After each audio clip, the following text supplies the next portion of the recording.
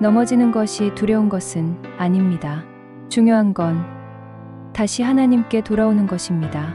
오늘 우리는 목동에서 왕이 되었고 죄인으로 무너졌지만 끝내 회개한 한 사람, 하나님의 마음에 합한 사람, 다윗의 생애를 따라가 보려 합니다.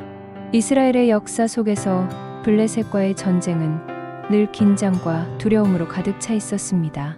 골짜기를 사이에 두고 맞서 있던 두 군대, 함성도 무기도 잠시 멈춘 듯 공기는 팽팽한 긴장으로 가득했습니다. 그때 블레셋 진영에서 한 거인이 걸어 나왔습니다. 그의 이름은 골리앗.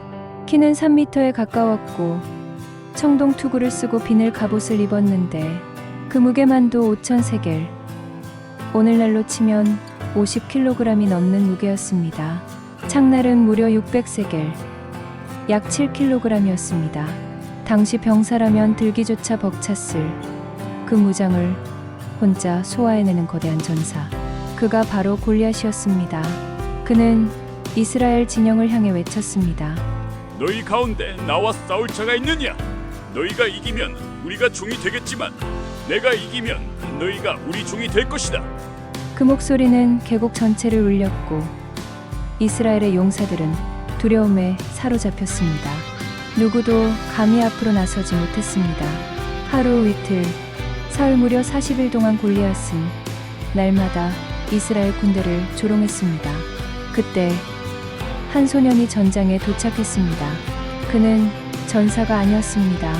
그저 양을 치던 목동, 아버지의 심부름으로 형들에게 음식을 가져온 평범한 막내 아들. 그의 이름은 다윗이었습니다.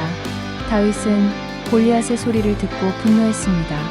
우리는 살아계신 하나님의 군대인데 어찌 저 한 사람의 조롱을 두려워만 하는가? 사람들은 그를 비웃었습니다. 너는 아직 아이가 아니냐? 골리앗은 어릴 적부터 전사였다. 그러나 다윗은 물러서지 않았습니다. 그는 사울왕 앞에 나아가 말했습니다. 저 거인과 싸우게 하소서. 왕은 놀라며 말렸습니다. 그러나 다윗은 담대히 고백했습니다. 주의 종이 양을 칠 때 사자나 곰이 와서 양을 물어가면 내가 따라가 쳐 죽였습니다. 여호와께서 그때 나를 건져주셨듯 이번에도 건져주실 것입니다. 결국 사울은 허락했고 자신의 갑옷을 입혀주려 했습니다. 그러나 다윗은 갑옷을 벗었습니다. 이것은 제게 맞지 않습니다. 그는 단지 시냇가에서 주운 매끈한 돌 5개와 물매, 그뿐이었습니다. 전장에 서자 골리앗은 크게 웃었습니다. 내가 개인가? 내가 막대기를 들고 나오는구나. 그러나 다윗은 두려워하지 않았습니다. 너는 칼과 창으로 나오지만 나는 만군의 여호와의 이름으로 나아간다. 오늘 여호와께서 너를 내 손에 넘기시리니 온 세상이 이스라엘에 하나님이 계신 줄 알 것이다. 다윗은 물매를 휘둘렀습니다. 작은 돌멩이 하나가 번개처럼 날아가 골리앗의 이마에 꽂혔습니다. 거인은 거대한 나무가 쓰러지듯 앞으로 넘어졌습니다. 소년의 믿음 하나가 전쟁의 판도를 뒤집은 순간이었습니다. 이 승리로 다윗은 이스라엘의 영웅이 되었습니다. 백성들은 노래했습니다. 사울은 천천히요, 다윗은 만만히로다. 그러나 그 노래는 사울왕의 마음을 병들게 했습니다. 질투와 두려움이 그를 사로잡았고 결국 다윗을 향해 창을 던졌습니다. 그날 이후 다윗은 도망자의 신세가 되었습니다. 광야와 동굴에서 다윗은 수많은 날을 눈물로 보냈습니다.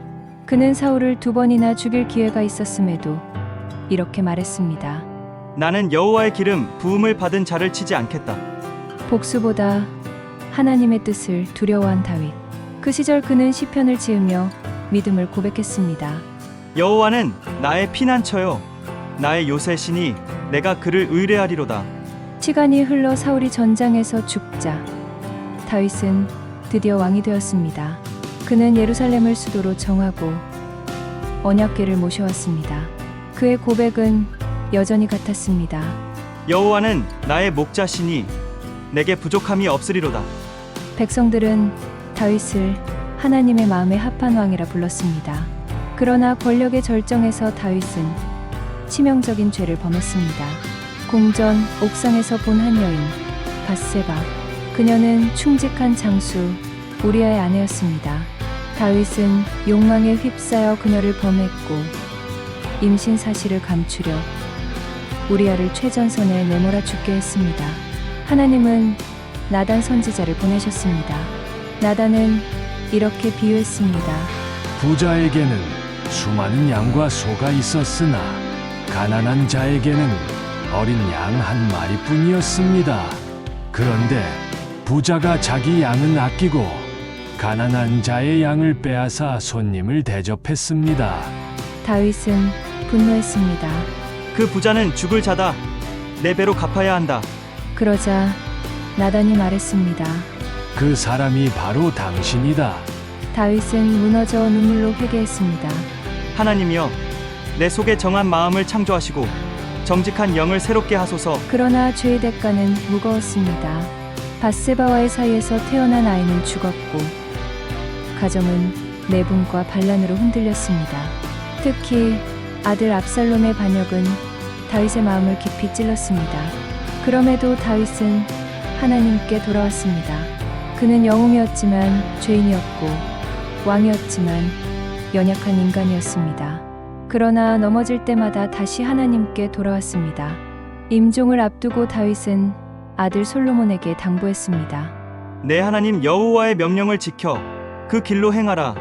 다윗의 인생은 완벽하지 않았습니다. 승리와 실패, 믿음과 죄, 눈물과 회개가 모두 뒤섞인 한 인간의 이야기였습니다. 그러나 분명한 사실은 하나입니다. 하나님은 완벽한 사람을 찾으시는 것이 아니라 회개하는 마음을 찾으신다는 것입니다. 오늘 우리도 각자의 골리앗 같은 문제 앞에 서 있습니다.